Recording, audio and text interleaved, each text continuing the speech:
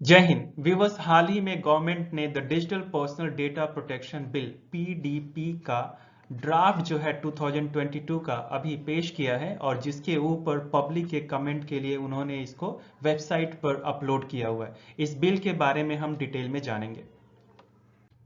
मेरे बारे में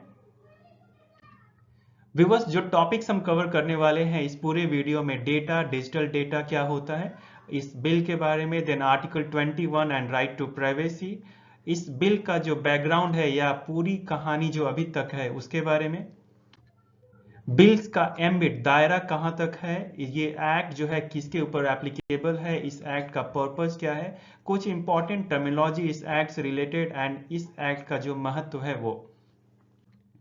व्यूअर्स, डेटा की बात करें तो ये प्लूरल है डेटम का। डेटम जो है सिंगुलर है, इसका प्लूरल है डेटा। सो इसका सिंपल मीनिंग है फैक्ट्स और इंफॉर्मेशन, जिसको आप बोलते हैं तथ्य समूह या सूचना संग्रह या data. Basically correct pronunciation is data. Now अब डिजिटल डेटा की बात करें, सो डिजिटल आप समझ ही रहे हैं, the electronic representation of information in a format और language that machines can read and understand, a binary format of information. तो सिंपल भाषा में बात करें तो सूचना का वो प्रारूप है, वह रूप है ये जिसमें भाषा को उस तरीके से दर्शाया जाता है ताकि मशीनें पढ़ सकें और समझ सकें। तो एक तरह से दूसरी लैंग्वेज में बोले तो जो बाइनरी फॉर्मेट है, सूचना का जो बाइनरी फॉर्मेट है उसी को आप डिजिटल डेटा कहते हैं। और बाइनरी फॉर्मेट मतलब 0 और 1 में जिसको आप दिखते हैं। नाउ अब इस draft digital personal data protection bill PDP को बारे में देखें तो सबसे पहली बात, ये जो बिल है इसने ड्राफ्ट किया गया है, ये ministry of electronics and IT, जिसको शॉर्ट में आप मीटी भी बोलते हैं, ministry of electronics and IT. Now इस बिल का जो पर्पज है, सो processing of digital personal data, processing, इसके ऊपर कार्यवाही, एक्शन लेना। किसके ऊपर एक्शन लेना? डिजिटल पर्सनल डेटा के ऊपर। इस तरह से एक्शन लेना ताकि वो जो है अधिकार, यहाँ पे राइट का मतलब अधिकार है, ये राइट को जाने, किस तरह के राइट को जाने या ध्यान में रखे, उस तरह के राइट को कि individuals to protect their personal data, कि इंडिविजुअल जो है अपने पर्सनल डेटा को प्रोटेक्ट भी कर सकें, और साथ में the need to process personal data for lawful purposes. जी हाँ, कानूनी कोई कार्रवाई है उसके लिए डेटा को प्रोसेस भी किया जा सके जहां जरूरत हो, and for matters connected therewith or incidental thereto, और इसके बाद या इससे रिलेटेड जो चीजें हैं उसके ऊपर भी डेटा की प्रोसेसिंग हो सके। तो कुल मिला के ये जो डेटा प्रोसेसिंग है उसमें इंडिविजुअल की भी प्रोटेक्शन हो और साथ में जो वजह से प्रोसेस किया जा रहा है वो प्रोसेस का जो मकसद है वो भी पूरा हो जाए। इसी चीज को हम हिंदी में देखें तो डिजिटल व्यक्तिगत डेटा को इस तरह से प्रसंस्करण, जिस प्रोसेसिंग की जो मीनिंग है, ताकि सुनिश्चित किया जा सके। और क्या सुनिश्चित किया जा सके? कि अपने व्यक्तिगत डेटा की रक्षा करने के लिए व्यक्तियों को जो प्रॉपर अधिकार है वो मिले, और साथ में कानूनी और उससे जुड़े हुए या कुछ इमरजेंसी चीजें हो जाती हैं, आकस्मिक घटनाएं, उसके लिए भी व्यक्तिगत डेटा की प्रोसेसिंग और प्रसंस्करण किया जा सके। विवश, इस ड्राफ्ट बिल को अच्छी तरह से समझने के लिए हमें आर्टिकल 21 को समझना जरूरी होगा। So article 21, protection of life and personal liberty, life का प्रोटेक्शन एंड पर्सनल लिबर्टी, व्यक्तिगत स्वतंत्रता। सो ये आर्टिकल कहता है, no person shall be deprived of his life और personal liberty except according to procedure established by law.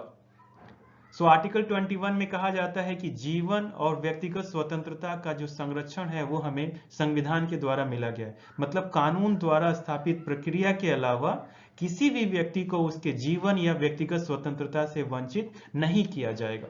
ये रही article 21 की बात। अभी यहाँ पर राइट टू प्राइवेसी, गोपनीयता या निजता का अधिकार, ये भी एक विषय आ जाता है आर्टिकल 21 में, क्योंकि जहां तक आर्टिकल 21 का सवाल है वहां पर राइट टू प्राइवेसी या निजता के बारे में कुछ भी डिटेल में या क्लियर नहीं दिया गया है। लेकिन एक इंसिडेंट में, बोले तो एक जजमेंट में, the definition of article 21 has been expanded, इसको और विस्तारित किया गया by the honourable Supreme Court to include the right to privacy. तो एक सिंपल भाषा में बोले तो अनुच्छेद 21 की परिभाषा को माननीय सर्वोच्च न्यायालय द्वारा गोपनीयता, निजता के अधिकार को शामिल करने के लिए इस आर्टिकल 21 को और विस्तारित कर दिया गया। अर्थात आर्टिकल 21 में जो राइट टू प्राइवेसी है उसको भी इंक्लूड कर दिया गया है, भले ही ओरिजिनली ये आर्टिकल 21 में नहीं था। तो राइट टू प्राइवेसी क्या है? This right is intrinsically connected with the right to life and liberty. तो राइट टू प्राइवेसी अधिकार आंतरिक रूप से जीवन और स्वतंत्रता के अधिकार से जुड़ा हुआ है, सिंपल बात है। And the right to privacy is now a fundamental right. तो आपसे यदि कोई सवाल पूछे कि right to privacy fundamental right है कि नहीं, तो ऑफ कोर्स पहले ये लीगल राइट था, लेकिन जैसा कि मैंने बताया कि बाद में सुप्रीम कोर्ट ने इसको फंडामेंटल राइट का दर्जा दिया है। नाउ बैकग्राउंड क्या है अभी तक के इस बिल का? क्या ये बिल पहली बार इसका ड्राफ्ट पेश हुआ है या पहले भी कुछ कहानी चल रही थी? तो इसके बारे में जानते हैं। तो the digital personal data protection bill 2022, या जिसको आप डीपीडीपी भी बोलते हैं, digital personal data protection bill 2022 has now been made open for public comment. Government ने इसको पब्लिक कमेंट के लिए रख दिया। Now expected to introduce the bill in parliament in the budget session, that is February of 2023. So 2023 अगले साल के फरवरी में बजट सेशन के दौरान इस विधेयक पे चर्चा होनी है। व्यूअर्स, आपको ये जानना जरूरी है कि ये this is the fourth iteration और the repetition of a process. So ये पहली बार ये ड्राफ्ट नहीं पेश किया गया, ये बेसिकली एक तरह से चौथी बार ये तैयार किया गया। The first draft of the law, the Personal Data Protection Bill 2018, पहली बार ये 2018 में ये लाया गया, was proposed by the Justice Shri Krishna Committee. Now, the revised draft was introduced as the Personal Data Protection Bill 2019 in the Lok Sabha in 2019. So 2018 में पहली बार ये लाया गया, उसके बाद 2019 में लोकसभा में चर्चा हुई, इसके बाद इसको एक ज्वाइंट कमेटी के सामने चर्चा के लिए भेज दिया गया। कमेटी ने, इस ज्वाइंट पार्लियामेंट्री कमेटी ने इस पर अपने कमेंट के साथ और एक नया बेसिकली इन्होंने ड्राफ्ट तैयार कर दिया, उसमें बहुत सारे करेक्शन थे और इसको वो लोग लेके आए 2021 में। 2021 में लाने के बाद अगस्त 2022 में गवर्नमेंट ने इस बिल को विड्रू कर लिया, इसको वापस ले लिया, ये कह गए कि इसमें बहुत सारे बदलाव कर दिए गए हैं और कहीं भी ये भी है कि यहाँ पे बहुत कॉम्प्लेक्स लैंग्वेज का या कॉम्प्लेक्स लैंग्वेज का यूज किया गया, जिसकी वजह से गवर्नमेंट ने इस बिल को वापस ले लिया। तो कहने का मतलब है जेपीसी ने जब एक न्यू ड्राफ्ट बिल तैयार करके एक तरह से लगभग नया वो बिल तैयार कर दिया, तैयार करने के बाद जब गवर्नमेंट 2022 में इसको बेसिकली बहुत सारे अमेंडमेंट हो गए थे और उसमें बहुत सारे बदलाव थे और कहीं ना कहीं जो लैंग्वेज थी वो भी बहुत कॉम्प्लेक्स थी, तो इस वजह से इसको गवर्नमेंट ने वापस लिया और अभी उन्होंने एक नया बिल पेश किया। व्यूअर्स, आम जनता के लिए इस बिल के महत्व के बारे में जाने तो पता चलता है कि इट्स अ कंसेंट सहमति based data collection regime. Over 70 crore Indian smartphone users to have transparency about how their data is being collected. So user के पास एक तरह से उनके पास भी कुछ ट्रांसपेरेंसी रहे, कुछ क्लियरिटी रहे कि उनकी डेटा कैसे यूज किया जा रहा है और इसके अलावा for what purpose it is being processed, उनके इस डेटा को क्यों, किस वजह से यूज किया जा रहा है, किस उद्देश्य के लिए। देन और एक मकसद है easier cross border data transfer but only to trusted location. इस बिल का मकसद एक और भी है कि जो डेटा ट्रांसफर हो वो क्रॉस बॉर्डर फॉरेन कंट्रीज के साथ, अब्रॉड के साथ भी हो, लेकिन कुछ सिलेक्टेड जो ट्रस्टेड हैं जो कंट्रीज, उन्हीं के साथ, न कि सबके साथ। तो ये गवर्नमेंट डिसाइड करेगी कि किसके साथ करना है, किसके साथ नहीं। तो आम आदमी के लिए क्यों महत्वपूर्ण है ये एक सहमति आधारित। जी हाँ, हमारी आपकी डेटा शेयर करने से पहले हमारी कंसेंट, सहमति ली जाएगी और लगभग इंडिया में 70 करोड़ से अधिक भारतीय स्मार्टफोन उपयोगकर्ताओं को यह पारदर्शिता, क्लियरिटी होगी कि उनका डेटा कैसे एकत्र किया जा रहा है, किस उद्देश्य के लिए ये वो प्रोसेस या संसाधित किया जा रहा है और आसानी से ये डेटा जो है विदेशों में, यस, केवल विश्वसनीय देशों के साथ उस डेटा का स्थानांतरण हो सके, ये इस बिल का मकसद है। ना बिल की एम्बिट की बात करें, इस विधेयक का दायरा, तो इट रेस्ट्रिक्ट्स, नैरोज डाउन, इसको छोटा कर रहा है। किस चीज को? The scope of the data protection regime to personal data protection. पहले बोला जाता था डेटा प्रोटेक्शन, लेकिन अभी उसको शॉर्ट में उसको लिमिट कर दिया गया, उसको रेस्ट्रिक्ट कर दिया गया है। अभी ये पूरी डेटा के बारे में बात नहीं कर रहा है ये बिल, केवल पर्सनल डेटा प्रोटेक्शन की बात करता है।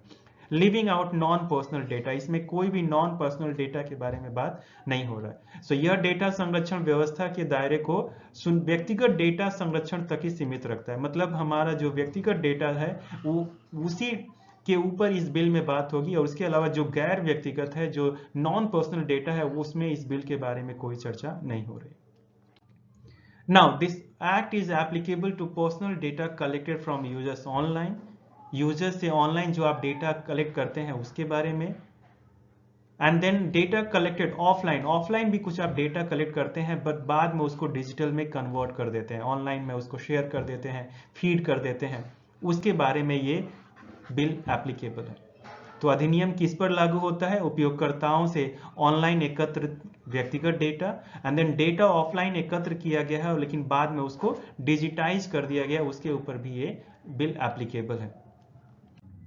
व्यूअर्स, इस ड्राफ्ट बिल में कुछ इंपॉर्टेंट टर्म्स यूज हुए हैं, उसके बारे में जान लेते हैं। तो पहला है data principal. Principal school college में प्रिंसिपल होते हैं जो स्कूल कॉलेज की पूरी जिम्मेदार के लिए पूरी तरह से जिम्मेदार होते हैं। तो यहाँ पर डेटा प्रिंसिपल, जी हाँ, आपने सही समझा, डेटा प्रिंसिपल मतलब जिसका डेटा है वो। यदि मेरी डेटा की बात हो रही है तो वहां पे डेटा प्रिंसिपल मैं हूं।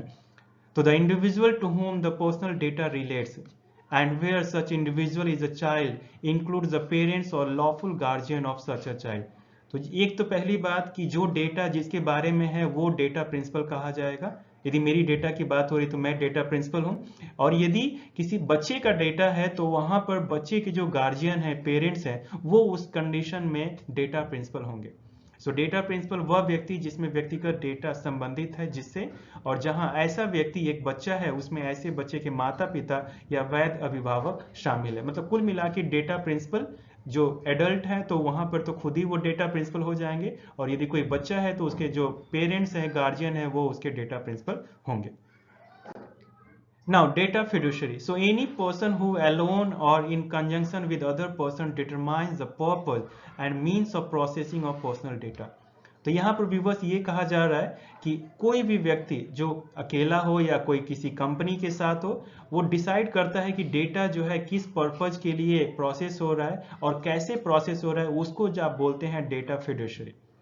एग्जाम्पल के लिए देखें तो गूगल हमारी डेटा कलेक्ट करता है, और वो ये इसलिए कलेक्ट करता है कि कैसे, एक एग्जाम्पल दे रहे हैं कि कैसे हम ज़्यादा से ज़्यादा एडवर्टीजमेंट जनरेट कर सके। तो यहाँ पर डेटा फिडुशियरी का जो एग्जाम्पल होगा वो गूगल होगा, एक कंपनी हो गई। और यहाँ पर न केवल एक कंपनी डेटा फिडुशियरी हो सकती है बल्कि एक सिंपल एक अलोन पर्सन भी हो सकता है। तो अलोन पर्सन, कंपनी, ऑर्गेनाइजेशन कुछ भी हो सकते हैं। नाउ इसी चीज को हिंदी में देखें, कोई भी व्यक्ति जो अकेले या अन्य व्यक्तियों के साथ मिलकर व्यक्तिगत डेटा के प्रसंस्करण के उद्देश्य और साधनों को निर्धारित करता है उसको बोलते हैं डेटा फिडुशियरी। गूगल जानकारी एकत्र करता है और फिर यह निर्धारित करता है कि ऐसी जानकारी का उपयोग किस लिए किया जा रहा है, एग्जाम्पल के लिए अधिक विज्ञापन के लिए। देन कंसेंट मैनेजर एक टर्म यूज हुआ है। सो दिस विल इनेबल, ये मैनेजर आप समझ रहे हैं, कंसेंट को मैनेज करेंगे। So this will enable an individual to have a comprehensive view of her interactions with data fiduciaries and the consent given to them। तो यहाँ पे जो हर यूज हुआ है वो बेसिकली डेटा प्रिंसिपल के लिए यूज हुआ है। तो सहमति प्रबंधक ये एक ऐसा व्यक्ति है जो डेटा फिडुशियरीज के साथ अपनी बातचीत और उन्हें दी गई सहमति के बारे में व्यापक दृष्टिकोण रखने में सक्षम करेगा। बेसिकली इनके पास पूरा रिकॉर्ड रहेगा। देन कुछ और important point, consent of the individual to be taken except in certain impractical circumstances. यदि डेटा प्रोसेसिंग हो रही है तो नॉर्मल बात है, डेटा लेने से पहले, प्रोसेस करने से पहले उस इंडिविजुअल की, उस व्यक्ति की सहमति लेनी जरूरी है। हाँ, कुछ इम्प्रैक्टिकल, कुछ यदि अव्यवहारिक परिस्थितियां हैं जहां पर संभव नहीं है, उन परिस्थितियों को छोड़कर आपको इस बिल में ऐसा मेंशन है कि आपको कंसेंट लेना ही है। दूसरा, एग्जेम्पशन भी दिया गया है, एग्जेम्पशन छूट in the interest of sovereignty and integrity of India and to maintain public order. ये बात तो हर इंपॉर्टेंट बिल में होता है, जहां पर भी कुछ अधिकार दिए जाते हैं तो जब जब देश की संप्रभुता और अखंडता की बात होगी तो उस चीज में आपके अधिकार छीन लिए जाते हैं। इस बिल में भी ये बात वही की गई है कि उस कंडीशन में जब जब देश की संप्रभुता और अखंडता की बात होगी तो उस कंडीशन में आपसे कोई सहमति नहीं ली जाएगी। Then a data protection board of India to prevent misuse. इसके अलावा इस बिल में यह भी मेंशन किया गया है एक डेटा प्रोटेक्शन बोर्ड की गठन किया जाएगा जो इस मिसयूज को, डेटा प्रोसेसिंग कलेक्शन के मिसयूज को रोकेगा। तो व्यूवर्स, मुझे उम्मीद है कि इस वीडियो से रिलेटेड आपको सारी इन्फॉर्मेशन आपको बहुत पसंद आई होंगी। यदि अभी भी आपने मेरे चैनल को सब्सक्राइब नहीं किया तो सब्सक्राइब कर लीजिए और लाइक, शेयर एंड कमेंट करके मुझे आप और एनर्जी दीजिए ताकि ऐसे ही बेहतरीन वीडियोज आपकी तैयारी के लिए मैं बना सकूं। Thank you so much for watching. Best wishes, get selected. जय हिंद।